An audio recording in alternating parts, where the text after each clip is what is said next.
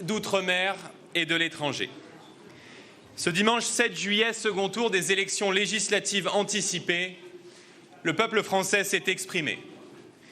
En marquant cette élection d'un taux de participation historique, les Français ont d'abord fait honneur à notre démocratie.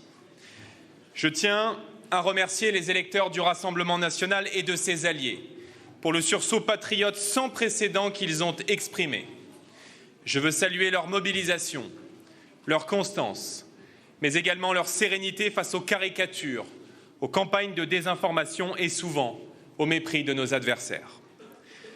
En dépit d'une campagne de second tour marquée par des alliances politiciennes contre nature, destinées à empêcher par tous les moyens les Français de se choisir librement une politique différente, le Rassemblement national réalise aujourd'hui la percée la plus importante de toute son histoire.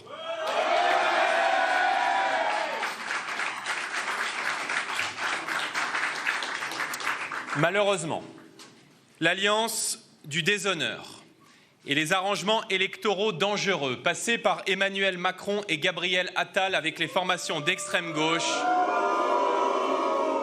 privent ce soir les Français d'une politique de redressement qu'ils ont pourtant plébiscité largement en nous plaçant en tête des élections européennes, puis dimanche dernier, lors du premier tour avec près de 34% des suffrages exprimés. Ce soir, ces accords électoraux jettent la France dans les bras de l'extrême gauche de Jean-Luc Mélenchon. La dynamique qui porte le Rassemblement national, qui l'a mis très largement en tête au premier tour, qui lui permet de doubler son nombre de députés et qui le porte à plus de 45% dans d'innombrables circonscriptions de France, sont les éléments constitutifs de la victoire de demain. Compte tenu de la politique qui sera appliquée dans les prochains mois et qui ne répondra à aucune des préoccupations des Français, le Rassemblement national incarne plus que jamais la seule alternance face au parti unique qui s'étend ce soir de Philippe Poutou à Édouard Philippe. Je le dis ce soir avec gravité.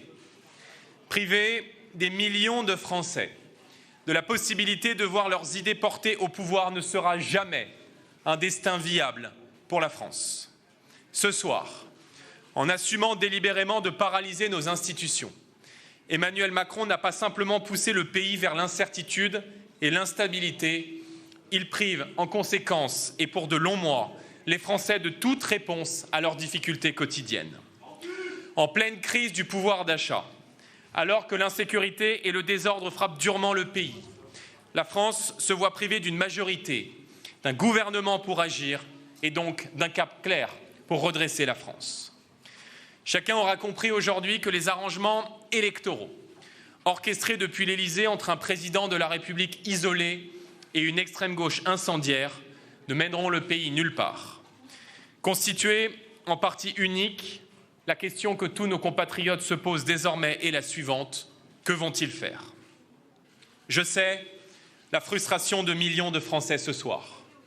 Je sais l'urgence de leur quotidien, mais je sais aussi leurs attentes. Je veux leur dire que depuis plusieurs mois dans le pays, un vent d'espoir s'est levé et qu'il ne cessera plus jamais de souffler. Ce soir, tout commence. Le Rassemblement national va amplifier son travail. À l'Assemblée nationale d'abord, derrière Marine Le Pen. Dans le pays ensuite, en continuant d'œuvrer à l'union nationale, au rassemblement de tous les Français et bien sûr à l'alternance démocratique nécessaire qui vient.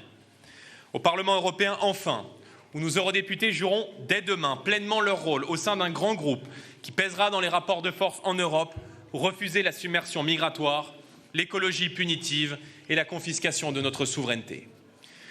Parce que le Rassemblement national est différent des autres. Il n'entrera dans aucune compromission politicienne. Aujourd'hui comme demain, il sera aux côtés du peuple français et prêt à assumer ses responsabilités. Nous ne voulons pas du pouvoir pour le pouvoir. Nous voulons le pouvoir pour rendre ce pouvoir au peuple français, pour restaurer la souveraineté de la nation et pour mettre en œuvre le projet de redressement qui sortira la France de l'ornière.